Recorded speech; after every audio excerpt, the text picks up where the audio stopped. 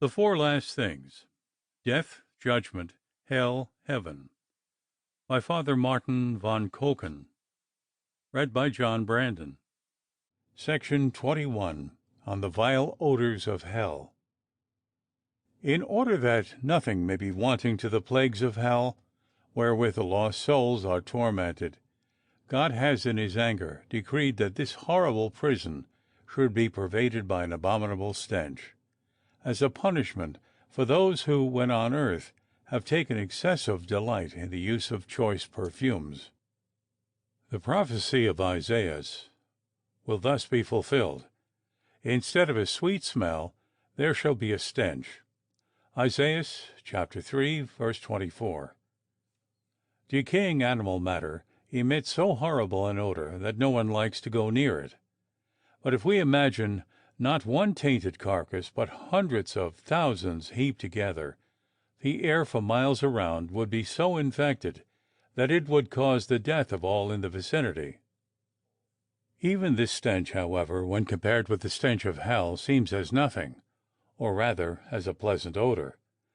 The effluvium of hell arises primarily from the place itself, which is by its nature a most horrible and foul region. No breath of pure air can ever penetrate the closely shut walls of that prison. Moreover, the whole of hell is a lake of burning brimstone and pitch, and everyone knows how offensive are the fumes they give out.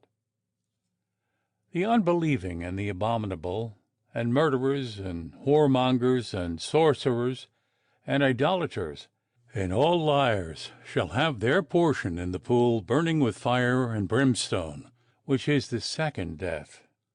Apocalypse chapter 21, verse 8.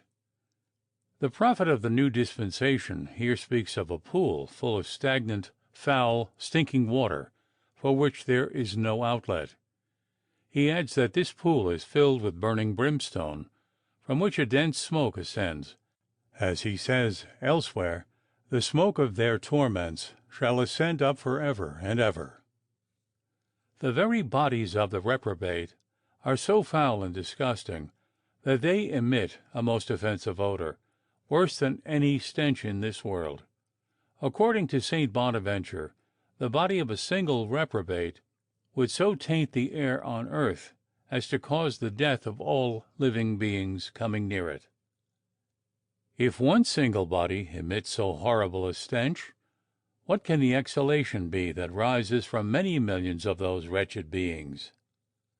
It is related of the tyrant Maxentius that he was wont, as a punishment, to cause a living man to be bound to a corpse, face to face and limb to limb, until the unhappy victim fainted, or even died through contact with the dead and decomposing body. That is indeed a torture of which no one can think without shuddering. How much worse will it be in hell, where the bodies will lie close to one another, without any hope of being separated.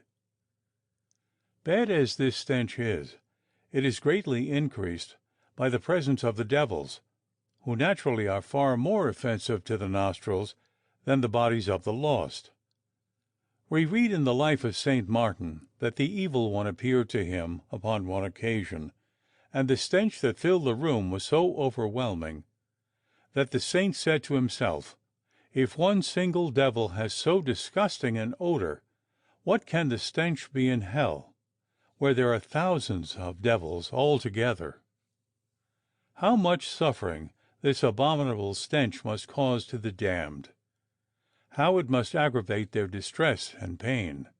For it must be pestilential beyond description, arising as it does from so many different sources.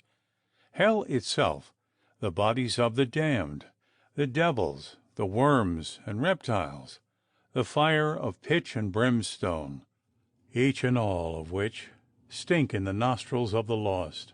Judged by what has been said, how insupportable the combined odors of all these things must be. Alas for the unfortunate beings who are condemned to breathe such an atmosphere! Alas for the poor sinners who have to dwell in it for endless ages! They must sink under it. They must constantly be on the verge of death. O my God, I beseech thee by thy infinite clemency, spare me from so terrible a fate.